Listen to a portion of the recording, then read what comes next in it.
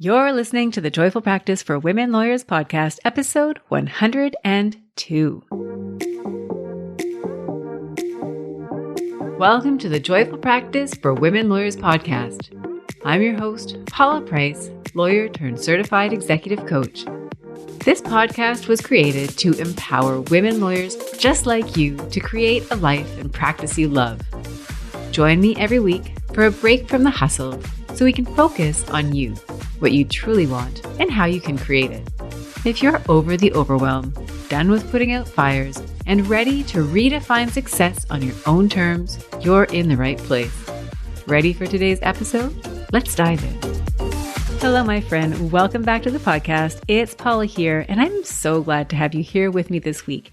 It is a gorgeous spring day here in Vancouver. It is warm, it smells like spring, and I'm just delighted to be sitting down and having this conversation with you today. Today, we're talking about a topic that comes up a lot in my coaching practice. We're talking about confidence. And in particular, we are looking at confidence through the lens of playing big versus playing small.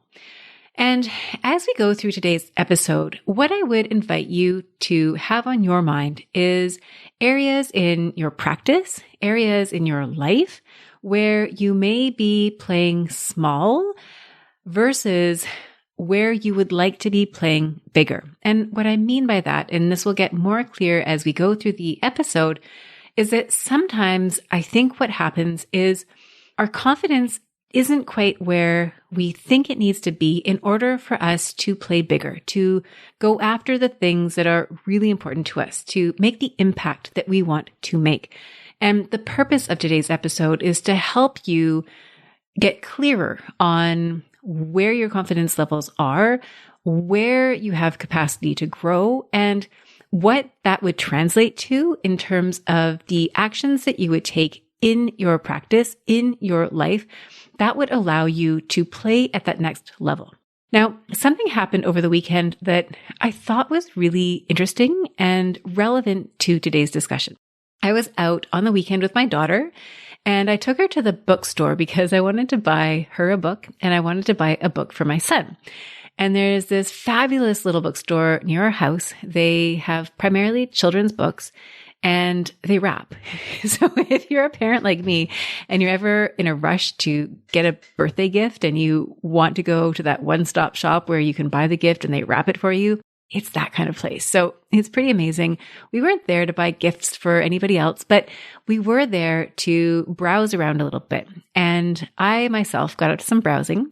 And as I was looking at the books on the shelves, there was one book in particular that jumped out to me. It was a book where on the cover, there was a cartoon image of a girl wearing a bathing suit. She was kind of shaped like a starfish. She had her arms and legs out. She was floating in the water.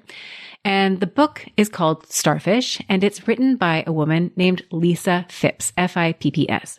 I'm not sure what drew me to the book initially. It might have been the the silver medal on the front of the book.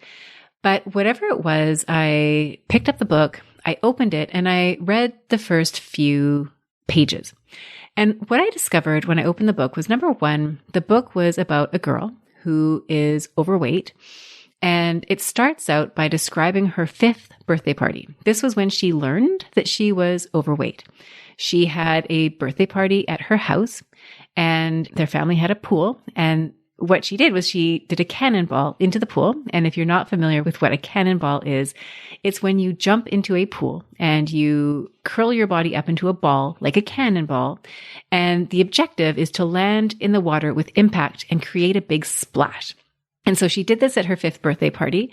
And as a result, her sister in the book, who was a chronic teaser, gave her a nickname called Splash. And this was not a nice, cute, loving nickname. This was a shaming, judging nickname that this young girl carried with her from that point forward.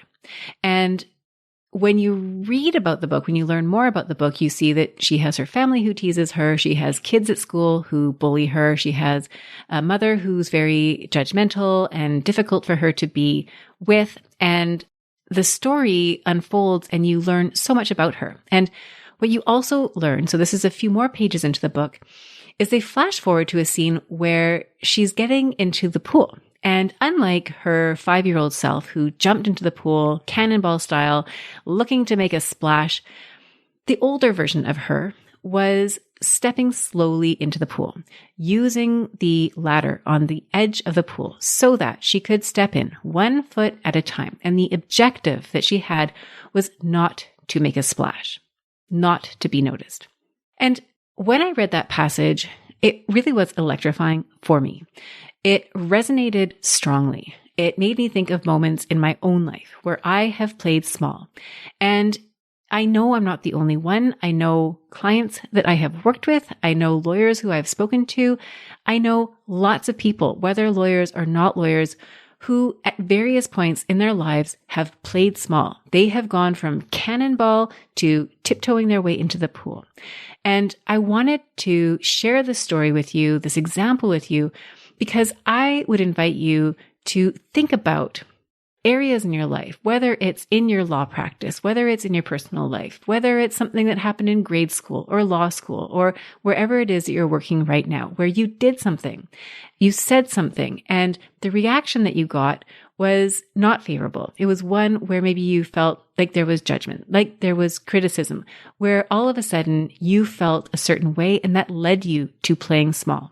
And with that in mind, what I would invite you to consider is what shifts you might make going forward to allow yourself to play on a bigger level, to allow yourself to go back to making a splash. So what we're going to talk about today really is rooted in confidence. We're going to talk about areas where, or the impact that a lack of confidence might show up, how that might impact you in your practice. And then I'm going to offer 4 different strategies for you to build back that confidence so that you can go back to making a splash and making that impact that we all know that we want you to make. So if we look at you as a professional, you as a lawyer in practice, if I think about the experiences that I had in practice and experiences that lawyers bring to me, what I see and what I invite you to consider is how it shows up in your practice. And what I see happening and what can happen is that you find yourself almost paralyzed and as a result, playing small. What does this look like? Well, it might mean that there's a career transition that you're looking to make, but you put off making any decision because what you want is to find the right one. It may be that you want to do something, whether you want to speak up or make a statement or create an impact, and you hold yourself back and you wait for permission and query who it is that you're seeking permission from. I know when I transitioned from law, practicing law as a lawyer, to doing the work that I do now, there was a period where I was really keen to get somebody's permission. Frankly, I don't even know whose permission I was really looking for, whether it was another coach, whether it was parents, whether it was my spouse, maybe it was a mentor. I'm not exactly sure whose permission I was ultimately or thinking that I was trying to obtain. And ultimately, the only permission that I really needed was my own permission. And I'd invite you to think about where in your life you might be waiting on permission from somebody else and what kind of authority you might be giving others in relation to your own life. Now, another area where you might see an impact from confidence or not having the confidence that you want is avoiding risk because you don't want to fail. You can imagine if you do the equivalent of jumping into the pool, making a splash, and then receiving judgment, receiving criticism, how that might leave you with a bad taste in your mouth, not wanting to go forward and do it again. So you might find that you're holding yourself back from taking risks because of what you fear are the consequences of failure. Now, it's hard to say for many of us when there may be a shift going from confident to less confident. And for some of the lawyers that I've spoken with, there's a real transition point that happens when they went into law school. They describe themselves pre-law as being really confident in their abilities and not really questioning themselves.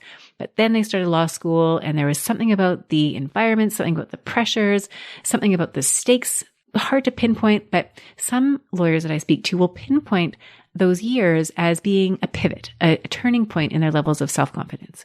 For some lawyers, it's when they enter private practice that they all of a sudden feel a shift in their confidence levels. And I'd invite you to think about where you would place your confidence levels currently, whether you have noticed a shift. I mean, maybe yours is an upward shift, in which case maybe the question here is, with that confidence, what do you want to do next? If your confidence has shifted in the direction of being less confident, then how are we going to build that back? So what I would invite you to think about is how and where your confidence is currently and how it got to be there. Now, in terms of how you might try to solve the problem, how you may be coping with questions that you might have around self-doubt or lack of confidence, is that you may try to prove yourself by being perfect.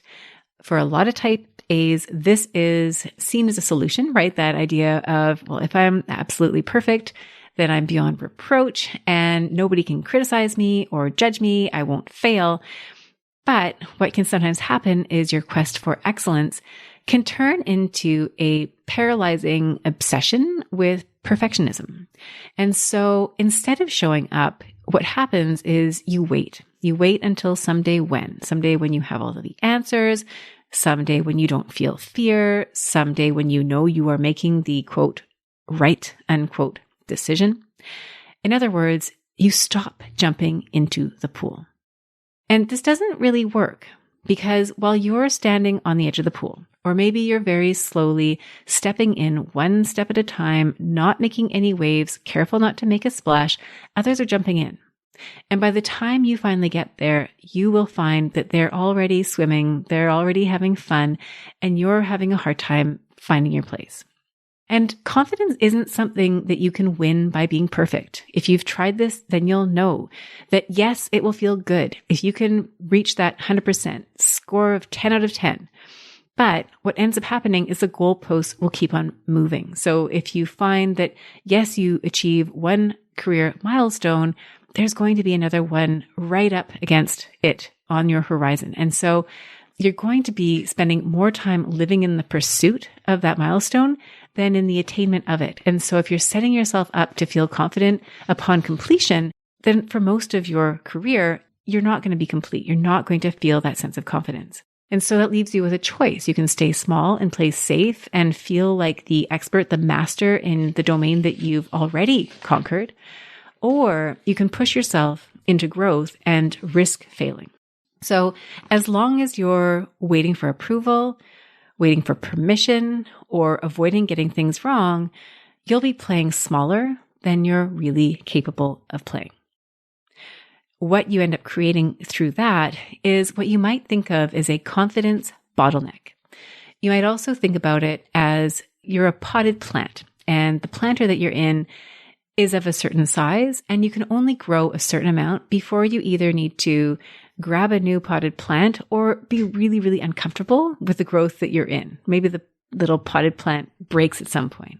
So if you're in that bottleneck situation or you're in that potted plant situation, what you might find is that at that capacity, you may have dreams, you may have ideas for where you want to go, but if you're waiting for confidence, if you're holding off until you feel confident, then only a very small part of that is going to flow through. So what I'd offer to you in today's podcast episode is an alternative solution. I'm inviting you to re-examine your relationship with confidence and to find a way to create greater flow. So I'm going to offer 4 different ideas here. And the first of those is to rethink the way that you relate to confidence. Now, there is a coach named Dan Sullivan who is an entrepreneur coach, and he talks about the 4 C's of confidence. The 4 C's are as follows. He talks about the first C, commit, where you decide to commit to a result. From there, you move on to the second C, which is courage. So you go from committing to having the courage to move forward. Out of that comes capabilities, and those are the capabilities that you need to reach your goal. And then finally, once you've achieved the result that you're seeking, you're rewarded with confidence. And one of the points that Dan Sullivan makes is that this idea of confidence and wanting to feel good as you go after your goal is, in a sense, limiting. that if you wait to feel good, that you're not ever really going to have that. And he talks about the distinction between courage and confidence. And in a place of courage, it's not that you will not feel fear. You will feel fear, and that will be uncomfortable. But with courage, you go ahead and you do it anyways. And what I find so impactful about Dan Sullivan's 4 C's is that when you look at the big tasks, when you look at playing bigger than you're playing right now, if you're waiting for confidence to have that green light to step forward, you may be waiting indefinitely. But if you can anchor yourself to these 4 C's, starting with commitment, then you can get there one step at a time. So first you commit to whatever it is that you're capable of committing to. It might at the beginning just be the idea of what you want to create. If, for example, you're looking to transition in your role, maybe the first commitment that you can make is to explore and examine what that could look like. You can start small. You don't have to jump in with the splash right away. You can warm yourself up to it. And then once you have made that commitment, then comes the courage. And if you accept that the courage is going to feel difficult, it might not feel very good, then you can move past that and you can build those competencies until finally you have that confidence. So that's suggestion number 1 is instead of looking at confidence as the bottleneck, as the barrier, as the prerequisite to you moving forward and making that splash, what if you were to break that up into smaller C's, starting with commitment, moving into courage, developing those competencies, and then finally having that confidence. The second suggestion that I have is to gauge your confidence levels and get really clear on where you would rank yourself currently, and then to do a little game playing in terms of how that's impacting your practice currently and what could be possible for you. So what does that look like? Well, if you think about where you are right now and you think about confidence as being a feeling that you have, where would you rank yourself right now? And maybe it's in terms of the projects that you're working on. Maybe it's in terms of how you feel over the course of the week. What percentage of the time do you feel confident? In what percentage of your work do you feel confident? So let's say you're ranking yourself right now at 40% or 50%. Where are the places where you do feel confident? How are you attaining that level of 40 or 50%? And what does that translate to in terms of actions? What is it that you are doing and how is that playing out in the world around you? Now, in that realm, ask yourself where you are playing full on. There may be places in your practice, in your life, where you're already playing at full capacity. You're playing big. And then I would ask yourself where it is that maybe you're stuck or where you're playing small. And if you've listened to previous podcast episodes, you may have heard me talk about procrastination. I had an episode last week where we talk about what it might be that is holding you back and giving you more procrastination than maybe is comfortable or appropriate in your practice. And I offer some ideas for what those reasons might be. And so what you might find is that confidence plays into your ability to make decisions that would move you forward in your practice, decisions that come with risk and discomfort, but that would move the dial forward. And if you find that you're playing small, that you're allowing yourself to stay stuck, in a sense, you may feel safe, but you also may feel stagnant. And what you might find is that that leads to other problems in your practice, like procrastination.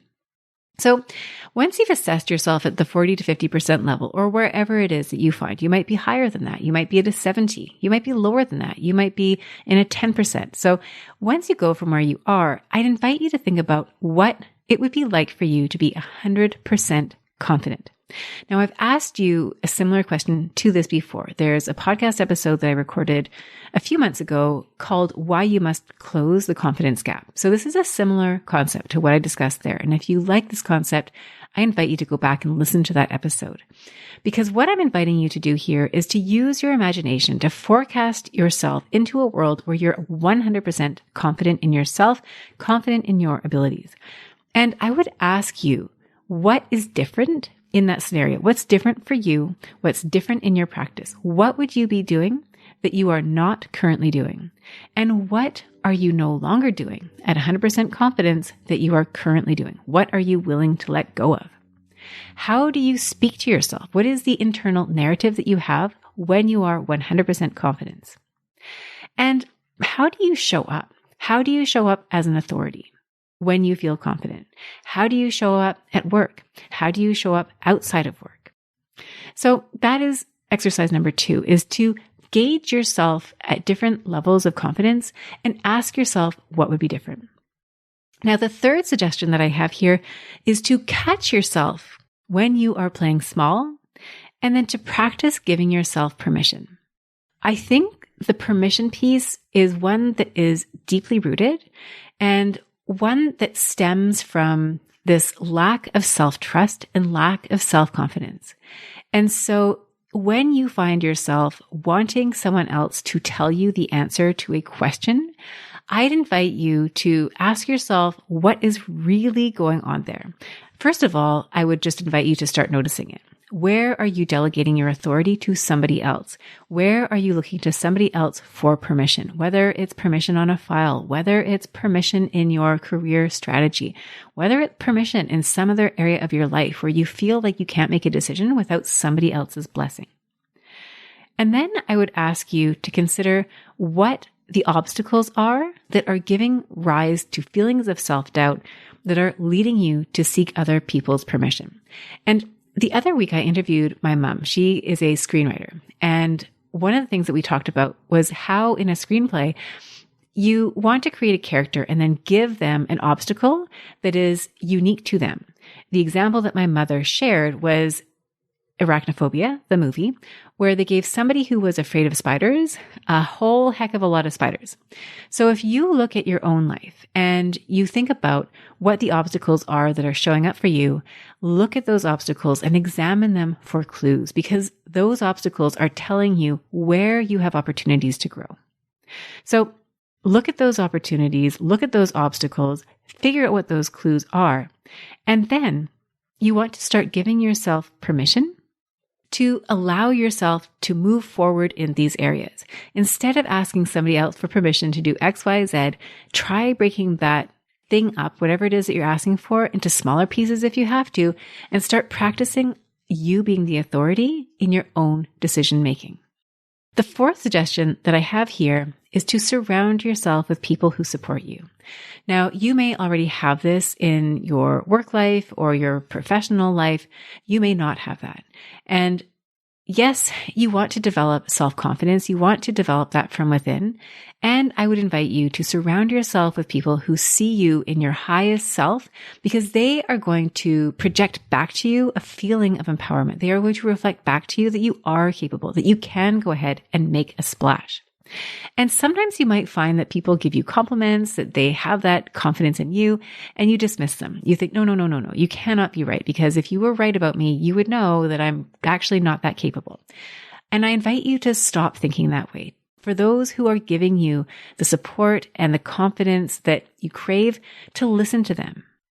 And I would question to see what's happening. If you're around certain people and you find that you're less comfortable or less confident in those environments, I'd invite you to explore what it is about those people that undermines your confidence. And this can sometimes happen if you're in an organization for a long time. And on the one hand, you may be building these amazing relationships, you develop wonderful institutional knowledge, but you might also find that you get pigeonholed and that people see you in a certain role. And that's a role that is junior relative to where you are now. And sometimes that means that you need to move on. Sometimes it means that you need a fresh start with new faces, with people who see you where you are now, as opposed to seeing where you were in the past. So I'd invite you to think about, in a situation where maybe you don't feel as confident, what is going on there? So those were the 4 suggestions that I have to help you build that confidence. Number 1 was to look at those 4 C's: commit, courage, capabilities, and confidence. The second was to gauge your current confidence levels and to gauge the confidence levels that you want to have at 100%, for example, and what's true for you now and what would be different in a 100% scenario. I would invite you to catch yourself where you might be playing small and give yourself permission to play bigger. And then finally, to surround yourself with people who support you. Now, why this will work is because you're increasing your awareness. You are reconnecting with yourself. You're learning to develop that confidence in yourself. You're getting to know yourself better. You're developing greater trust with yourself. And as you do more of that, you're going to present more as yourself, more as who you truly are. And what you'll likely find is that you're going to attract more into your life, more people, more opportunities that align with who you are truly. What you might also experience is that you're going to repel those opportunities, those people who no longer align with who you are. Now, this work is somewhat simple when you think about it, but it isn't easy. It requires that you experience the discomfort of courage.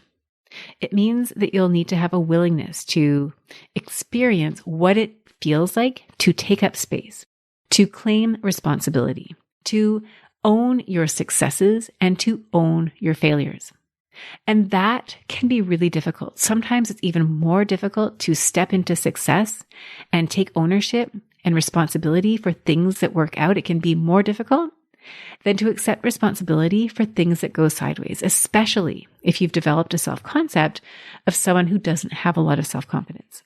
And it also requires that you are willing to adjust your self-concept. If you are currently seeing yourself as somebody who doesn't have a great deal of confidence, if you are currently seeing yourself as somebody who wants to play small and avoid attracting attention, this is going to be a big shift for you. Finally, it's going to require a willingness to let go of the safety of playing small. But when you do all of this, what will happen is you will remove the confidence bottleneck and you will start making waves. So, my friend, that is what I have to share with you today. For all of you who have tuned in, if you're thinking about your confidence levels, if you're thinking about where it is that you are playing smaller than you would like, I invite you to take the suggestions in today's podcast episode, to do the work, to ask yourself the tough questions, and to really give yourself a vision to live into. Thank you so much for joining me here today. It has been such a pleasure, and I invite you to reach out. I would love to hear from you if you have anything you'd like to share in terms of how this podcast is impacting you, whether there are goals that you want to set for yourself and reach for yourself. I'm here, and you can reach me on LinkedIn, by email, whatever channels work best for you. And I just wanted to say thank you again. It means so much to have you here with me this week, and for tuning into all the episodes that you join me for. So thank you again. I look forward to speaking with you again next week. Bye for now. If you enjoyed today's show and don't want to miss an episode, subscribe and follow the show wherever you listen to your podcasts. If you haven't already, please leave a rating and review. Your feedback will help me create a podcast that's tailored to your needs and goes straight to the heart of what matters to you. For instructions on how to subscribe, rate, and review the podcast, visit www.thejoyfulpractice.com/podcast launch. See you next time.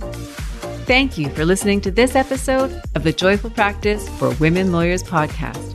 If you want more information, visit www.thejoyfulpractice.com.